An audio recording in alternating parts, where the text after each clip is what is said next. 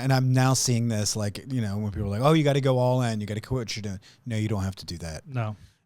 No, you can't sacrifice your family to go all in on Yeah. that. That is foolish. Yeah. I wouldn't want to do business with someone that just then sacrificed everything on a whim that they had no proof or track record. That's right. That is not responsible. Okay, welcome back to another episode of Expandable. Welcome. Good morning. Good morning. We have an interesting question that's come up. I want to try to get answered. Okay.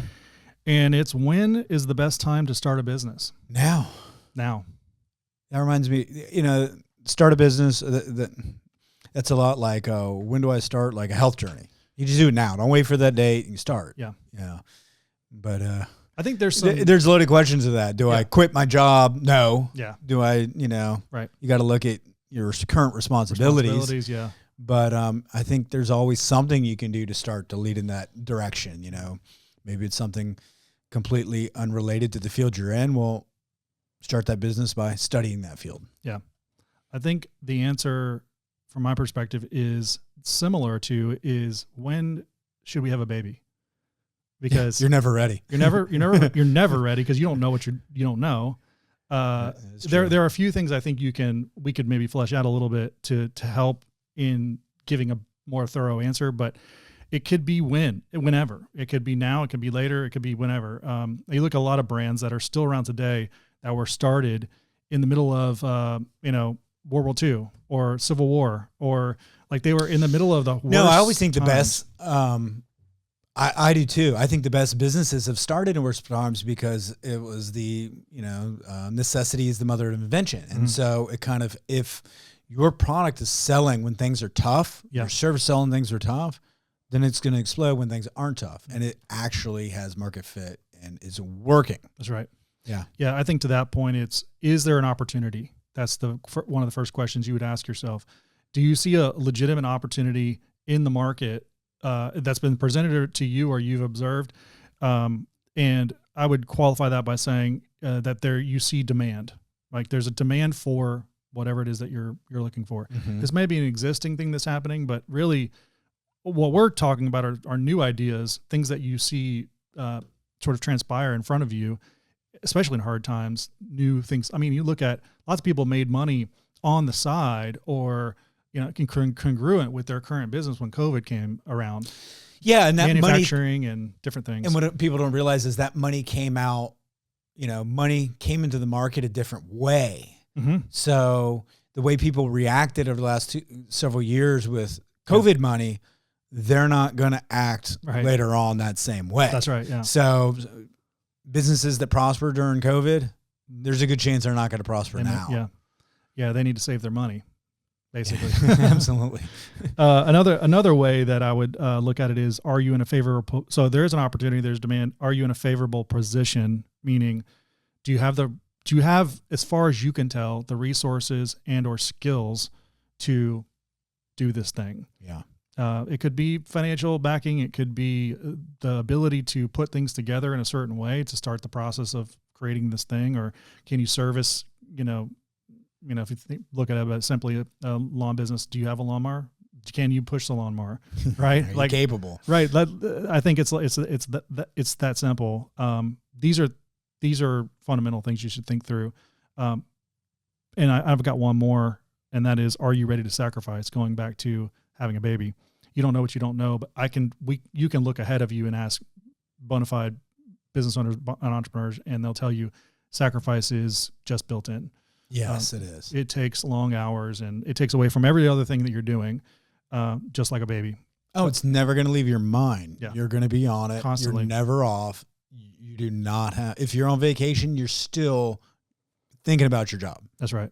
It is. If you're an employee, it's going to encompass. And back to your first comment, if you're an employee now and you're going to be a first-time business owner, entrepreneur, it is a completely different mindset, completely different. Yes. And it's almost like, again, having a baby where you may complain, but you get paid at the end of the day. You're not going to. Yeah. You hang out with all your friends. Everybody's having a good time. And you go out and do all these fun things and you travel and whatever. Then you have a baby and all your friends go away and all new responsibilities come in, and you have all these mounting finances and everything. It's like that. It's like a completely different world that you don't even know how to operate in, because you didn't know it existed Correct. until you're in it.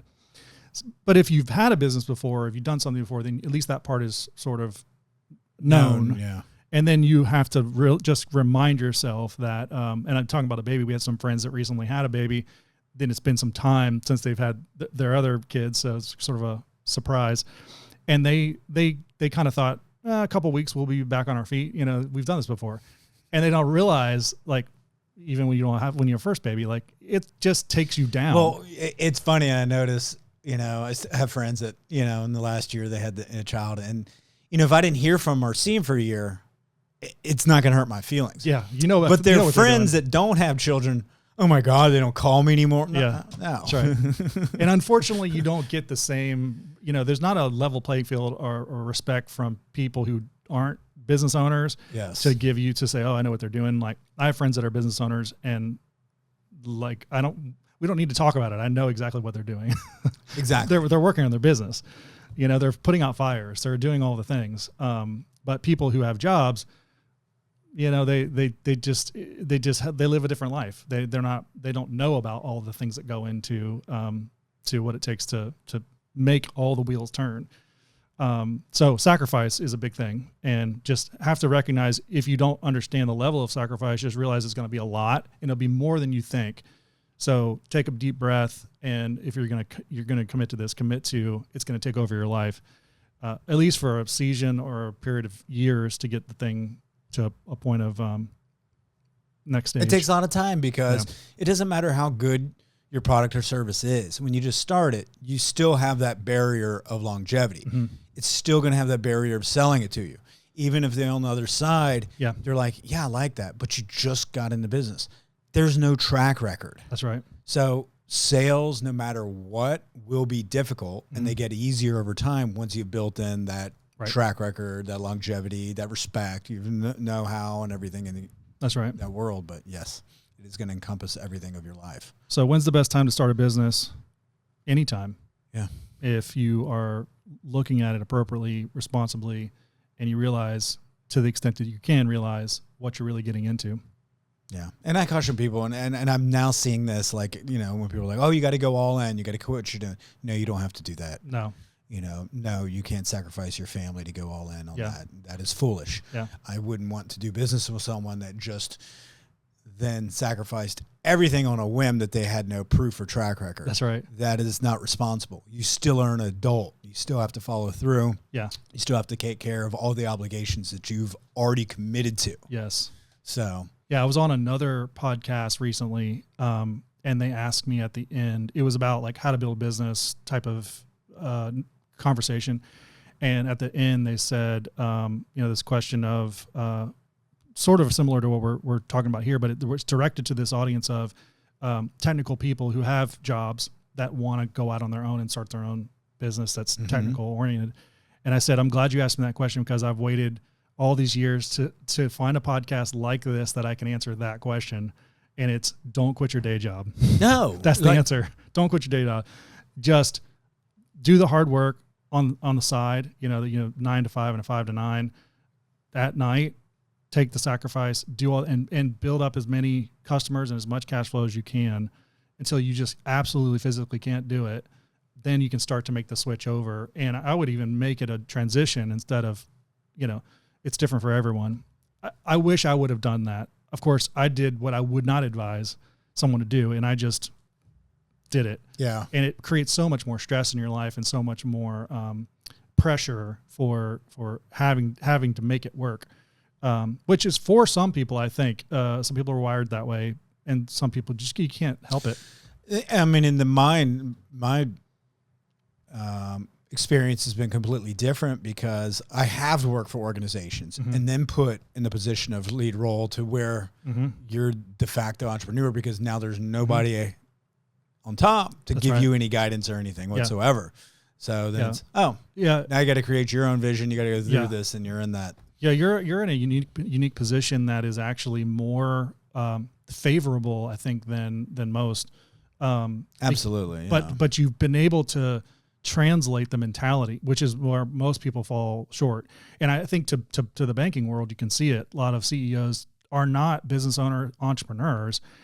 they are barely CEOs. You know, they're and operating in and a I've always banking mentality, not a business wondered mentality. that, and I've seen it in other industries of, you know, the traditional banking CEO, how did they got that role? And it's different on the size and complexity of the banks, but a lot of what we think of as community banks, Yeah. you know, that traditional CEO role came from the sales and on the commercial lending side. Mm-hmm. So a lot of them, they knew that side. So it's, okay, they're great to talk to. They're very personable, great personalities.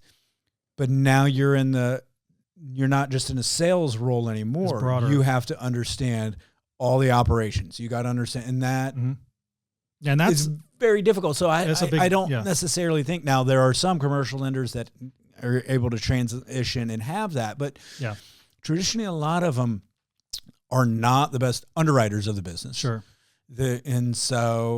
But you need to know underwriting forwards and backwards. Now you're risk when you did not have that risk as the commercial lender. Yeah. So now you're put in that role. So I think board of directors, especially, you know, in the smaller bank role, they need to think twice about putting their best salesperson in the CEO role. Yeah. For the commercial. You know, they need to, CEO need to be in sales, but you've got to have the financials, you got to have operations, you've got to be able to wear it's a broader hats. operational It is role, which is a big step. I agree. But then they have to take another step, which I think is maybe even bigger, to get to an entrepreneurial mindset of knowing their business, knowing the bank as a business, and then being able to apply it in the market in strategic ways. Honestly, I mean, it's not just tactical.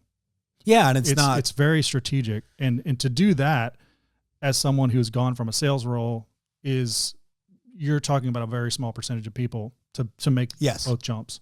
Yeah, and I think so. So yeah, and you see that reflected in the market.